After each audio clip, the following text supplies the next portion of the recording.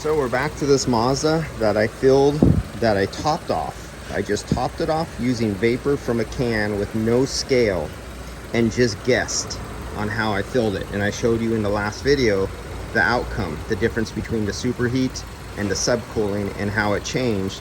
And then we went from no cooling out of the dash to nice and cold. And so I only guessed and I didn't even measure anything. But what I am going to measure, let's zero it out.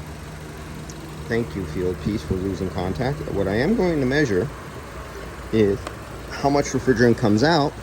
Since I topped it off, I want to know what comes out. But I want to see if there's I suspicion there's a shitload of oil in there. So what I'm going to do, I'm going to turn this to recover. Make sure this is closed. Yep, closed. Make sure this is open. Yep, open. And we are going to open this. And we're going to turn this on. And I'm looking for a lot of oil. Oh, yes. And I'm going out the vapor side over there. Oh, tons of oil. See, remember they put a ton of dye in there too? Oh yeah, I knew they did that. They did their sketchy shit. They went to a used car dealer. Oh, lots of oil, tons of oil coming out through just the vapor side. You see, the high side is closed. I'm only from the vapor, but I'm getting a shitload of oil out of there because I had suspicion by the janky ass looking dye they used. And remember in the first video, when I took off the cap, you can see the dye on there. When I took off the cap, the whole low side fitting inside the threads where the core support was just filled up with oil. And so I had a suspicion there's tons of oil in the system.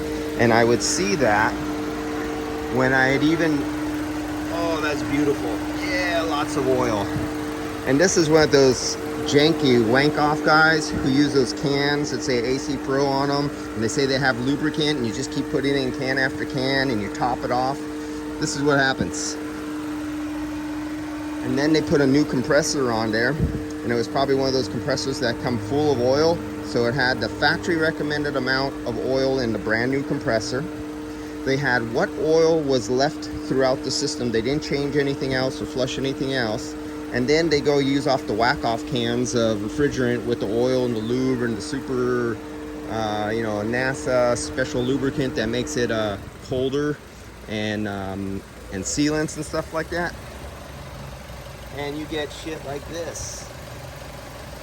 Don't you love used car dealers? Ain't they just the greatest guys on earth? Oh yeah, beautiful. Yeah, we just love them. They're just, like the pillars of the earth, our role models to our society. Let's pull out a little more.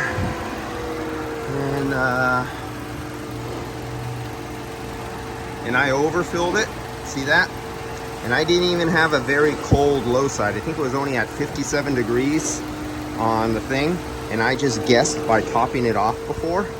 And I knew I was off, but I was just trying to get it in a ballpark area. And it cooled great. And the pressure's, it was only 200 PSI, and it's baking out here in the sun, and it's a hot day. And somebody would go, oh, that's great. But I was 100 and, let's see, it calls for 500. There's 630. So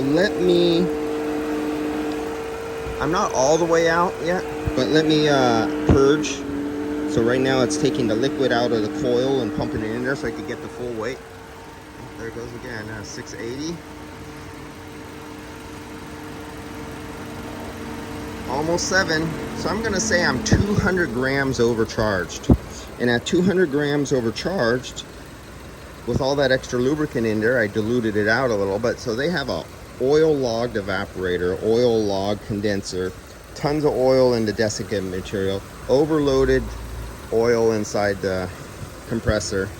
Typical used car salesman. Okay, so this is what happens. And the poor guy drove all the way down to LA to pick this car up and immediately lost his air conditioning. See you guys.